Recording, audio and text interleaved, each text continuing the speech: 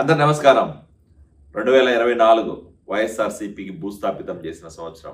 2024 రాష్ట్రంలో జరిగిన అరాచక పాలనని అంతమొందించడానికి ముక్త కంఠంతో ప్రజలందరూ ముందుకొచ్చి ఏకధాటిగా వైఎస్ఆర్సీపీని కనుమరుగు చేసిన సంవత్సరం.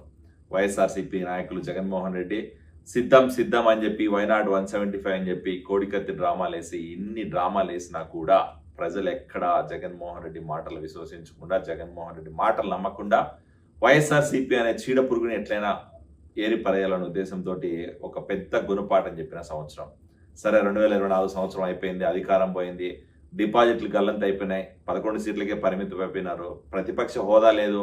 సరే, ఏదో రకంగా పార్టీని నెట్టుకొద్దాము, ఇంకా 5 సంవత్సరాలు ఏదో రకంగా గట్టెక్కుదాం అనుకుంటే ఈరోజు కూటమి ప్రభుత్వము వైఎస్ఆర్సీపీ చేసిన ఏదైతే స్కామ్లు ఉన్నాయో, వైఎస్ఆర్సీపీ చేసిన గత 5 సంవత్సరాలు చేసిన అరాచకాలు ఉన్నాయో అవి బయటకు తీసుకొచ్చి రోజు బయట పెడతా ఉంటే వైఎస్ఆర్సీపీ నాయకులకి ప్యాంటు దడిచిపోతుంది. వైఎస్ఆర్సీపీ నాయకులు రోజుకొకరు జైలుకి వెళ్ళే పరిస్థితి, వైఎస్ఆర్సీపీ నాయకులు ఈరోజు రోడ్డుపైకి వచ్చి మాట్లాడలేని పరిస్థితి.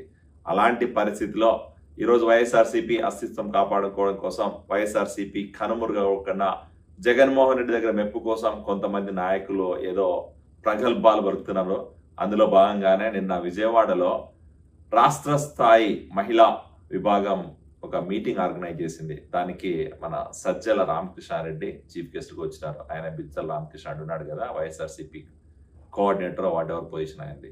సో ఆయన వచ్చి, ఆయనతో పాటు ఇంకా మన రోజెక్కి వచ్చింది, మళ్ళీ తానేటి వనిద, మన ఎక్స్ హోమ్ మినిస్టర్ వచ్చినారు, అలాగే ఇంకా 2-3 ఎమ్మెల్సీలు, అలాగే చెవిరెడ్డి భాస్కర్ రెడ్డి, వీళ్ళందరూ వచ్చినారు.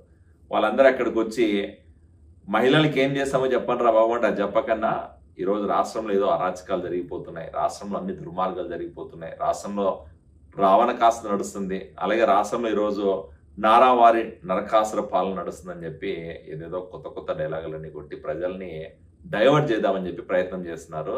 కావాల్సి కల్లా రెచ్చగొడుతున్నారు. ఈరోజు సోకాల్డ్ రోజా అవ్వచ్చు, లేకపోతే తనేటి వనిత గారిని అవ్వచ్చు, లేకపోతే సజ్జల రామకృష్ణ గారిని అవ్వచ్చు, లేకపోతే చెవిరెడ్డి భాస్కర్ రెడ్డి గారిని అవ్వచ్చు, నేను ఒకటే అడుగుతున్నా, మీరు గత 5 సంవత్సరాల అధికారంలో ఉన్నప్పుడు, గత 5 సంవత్సరాలు జగన్మోహన్ రెడ్డి రాజారెడ్డి రాజ్యాంగం అమలు చేసినప్పుడు ఎక్కడికి పోయారా మీరందరూ? జగన్మోహన్ రెడ్డి గత 5 సంవత్సరాల్లో మహిళల మీద ఎన్నిసార్లు దాడులు చేయించినాడు? ఎంతమంది సామాన్య మహిళల్ని ఈరోజు రోడ్డు పైన అతి కిరాతకంగా వాళ్ళ మీద మానభంగాలు చేశారు?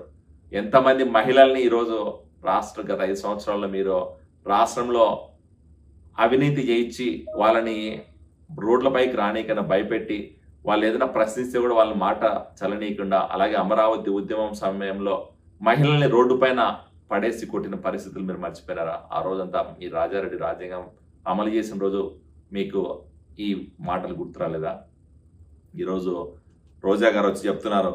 ఏం చెప్తున్నారంటే ఒకసారి చెప్తా వినండి. నేడు రాష్ట్రంలో వారి నరకాసుర పాలన జరుగుతుంది. మహిళలమైన మనం సత్యభామలుగా నారావారి నరకాసుర పాలన అంతం చేయడానికి నడుం బిగించాలి. చంద్రబాబు ఏడాది పాలనలో అరాచకాలు, అఘాయిత్యాలు, అత్యాచారాలు, అవమానాలు, అక్రమ కేసులు, వేధింపులు, ఇవే చంద్రబాబు సూపర్ 6లు అంట. సో అంటే ఏంది? మీ సూపర్ 6 హామీలు మేము అమలు చేయాలని అనుకుంటున్నారా? ఈరోజు ఇచ్చిన పెన్షన్లు మీకు కనపడట్లేదా? ఇచ్చిన దీపం పథకం కనపడలేదా? సిలిండర్లు కనపడలేదా? లేకపోతే వృద్ధాప్య పెన్షన్లు కనపడలేదా? వికలాంగుల పెన్షన్లు కనపడలేదా? లేకపోతే మేము ఈరోజు ఫీజు రీంబర్స్మెంట్ పథకం అమలు చేసింది కనపడలేదా? Mega DSC కనపడలేదా? లేకపోతే రాష్ట్రానికి వస్తున్న పెట్టుబడులు కనపడలేదా? ఈరోజు రాష్ట్రంలో జరుగుతున్న అభివృద్ధి మీకు కనపడలేదా? అమరావతి పునఃప్రారంభం కనపడలేదా? అంటే ఏంది మీ ఉద్దేశం? నాకు అర్థం కాదు. రాష్ట్రంలో మంచి జరిగినా ఓర్చుకోలేరు, రాష్ట్రంలో ఏదైనా అభివృద్ధి జరిగినా ఓర్చుకోలేరు, రాష్ట్రంలో ఈరోజు సస్యశ్యామలం అవుతుంది, రాష్ట్రం మళ్ళీ ఈరోజు శాంతి భద్రతల్లో విఘాతం కలిగించకుండా మహిళలు స్వేచ్ఛగా బయట తిరుగుతున్నారు, యువతకు ఉద్యోగాలు వస్తున్నాయి, అవతాతలకు పెన్షన్ వస్తుంది, ఈరోజు చదువుకున్న యువతకు ఉద్యోగాలు వస్తుంటే కూడా మీరు ఓర్చుకోలేక కుట్ర రాజకీయాలకు, కుతంత్రాలకి తెరలేపుతున్నారంటే మీరు ఎంత దిగజారిపోయినారో అర్థమైపోతుంది. ఈరోజు వైఎస్ఆర్సీపీ నాయకులు, వైఎస్ఆర్సీపీ పార్టీ కేవలం వాళ్ళ పార్టీ కాపాడుకోవడం కోసం, వాళ్ళ అస్తిత్వాన్ని నిలబెట్టుకోవడం కోసం, వాళ్ళ జగన్మోహన్ రెడ్డి మెప్పు కోసం ఏదో కూటమి ప్రభుత్వం మీద బురద చల్లుతున్నారు తప్ప వాళ్ళకి ఎటువంటి వాస్తవ పరిస్థితులు తెలియదు. ఈరోజు జగన్మోహన్ రెడ్డి గతంలో చేసిన దరిద్రమైన పాలన ఒకసారి గుర్తు చేసుకుంటే ఈరోజు కూటమి ప్రభుత్వం చేస్తున్న పాలన రామరాజ్యాన్ని కల్పిస్తుంది. కూటమి ప్రభుత్వం చేస్తున్న పాలనలో ప్రజలు చాలా శాంతిగా, చాలా ప్రశాంతంగా ఉన్నారు. కూటమి ప్రభుత్వం చేస్తున్న ఈ పరిపాలనలో ఈరోజు రాష్ట్రం పురోగతి సాధిస్తుంది. కూటమి ప్రభుత్వం చేస్తున్న ఈ పరిపాలనలో రాష్ట్రంలోకి మళ్ళీ ఈరోజు ఇన్వెస్ట్మెంట్స్ వస్తున్నాయి, పెట్టుబడులు వస్తున్నాయి. మీరు చేసిన ఈ స్కాముల నుంచి రాష్ట్రాన్ని బయట తీసుకొస్తున్నాం. మీరు చేసిన అవినీతి పనులను బయట తీసుకొచ్చి దాంట్లోంచి కూడా ఈరోజు రాష్ట్రాన్ని కాపాడుతున్నాం. రాష్ట్రంలో మళ్ళీ ఈరోజు అన్ని కరెక్ట్గా జరుగుతున్నాయంటే అది ఒక కూటమి ప్రభుత్వం చంద్రబాబు నాయుడు గారి పాలనలో జరుగుతుందని చెప్పి గుర్తు చేసుకోవాలా. ఖచ్చితంగా ఈ జగన్మోహన్ రెడ్డి, వైఎస్ఆర్సీపీ నాయకులు లేకపోతే వైఎస్ఆర్సీపీ నాయకుల పార్టీ నాయకులు చేసిన ఈ వితండవాదాన్ని ప్రజలు విశ్వసించాల్సిన పని లేదు. ప్రజలందరూ వాస్తవాలు గమనించాలా. ఈ సాక్షి ఛానల్లోనో లేకపోతే సాక్షి పేపర్లోనో లేకపోతే వాళ్ళ పెయిడ్ ఛానల్స్, యూట్యూబ్ ఛానల్స్ కొన్ని ఉన్నాయి. వాళ్ళు చెప్తున్న ఇంటలెక్చువల్ చెప్తున్న మాటలు ఎట్లుంటాయంటే జగన్మోహన్ రెడ్డి దేవుడు, చంద్రబాబు నాయుడు దయ్యం అన్నట్టు చూపిస్తారు. అరే బాబు, జగన్మోహన్ రెడ్డి గత 5 సంవత్సరాల్లో దేవుడు అంటే మాకు ఎందుకు అధికారం ఇస్తారు? జగన్మోహన్ రెడ్డి నిజంగానే గత 5 సంవత్సరాల్లో మంచి పరిపాలన చేస్తుంటే 11 సీట్లకు ఎందుకు పరిమితం చేస్తారు? జగన్మోహన్ రెడ్డి నిజంగానే గత 5 సంవత్సరాల్లో రాష్ట్రాన్ని నిజంగానే అభివృద్ధి చేసింటే ఈరోజు రాష్ట్రంలో ఈ పరిస్థితి ఎందుకు ఉంటుంది? ఇన్ని లక్షల కోట్ల అప్పులు ఎందుకు ఉంటాయి?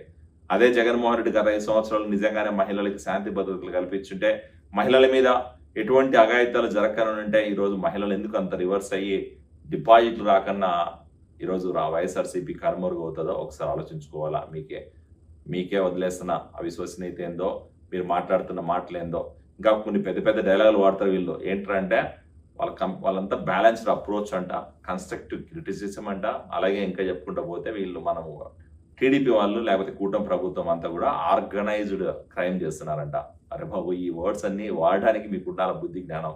ఇవన్నీ చేసిందే మీకు బ్యాలెన్స్డ్ అప్రోచ్ లేక గబ్బట్టించారు రాష్ట్రాన్ని. కన్స్ట్రక్టివ్ క్రిటిసిజం చేస్తే చేతగాక ఈరోజు మా బాబు గారి కుటుంబం మీద, నారా లోకేష్ గారి మీద బాడీ సేవింగ్ చేయించినారు. మీకు ఎలాగో ఏమంటారు, ఆర్గనైజ్డ్ క్రైమ్ చేయడం అలవాటు కాబట్టి సూట్ కేసు కంపెనీలన్నీ పెట్టి రాష్ట్రంలో ఉన్న పెట్టుబడుల్లో లేకపోతే రాష్ట్రంలో ఉన్న వనరులన్నీ కూడా మీ సొంత కంపెనీల పేర్లు మార్చుకొని లక్షల కోట్ల అవినీతికి పాల్పడిన పార్టీ వైఎస్ఆర్సీపీ పార్టీ. ఆ పార్టీ గురించి మాట్లాడడం చాలా టైం వేస్ట్. వైఎస్ఆర్సీపీ నాయకులు మాట్లాడే మాటలకి ఎటువంటి రీజన్ ఉండదు, ఎటువంటి వ్యాలిడిటీ ఉండదు, ఎటువంటి కర్టసీ కానీ ఇంటిగ్రిటీ కానీ ఉండదు. సో ఖచ్చితంగా వైఎస్ఆర్సీపీ అనేది ఒక క్రిమినల్ పార్టీ, అది గుర్తుంచుకోవాలి ప్రజలందరూ. Thank you.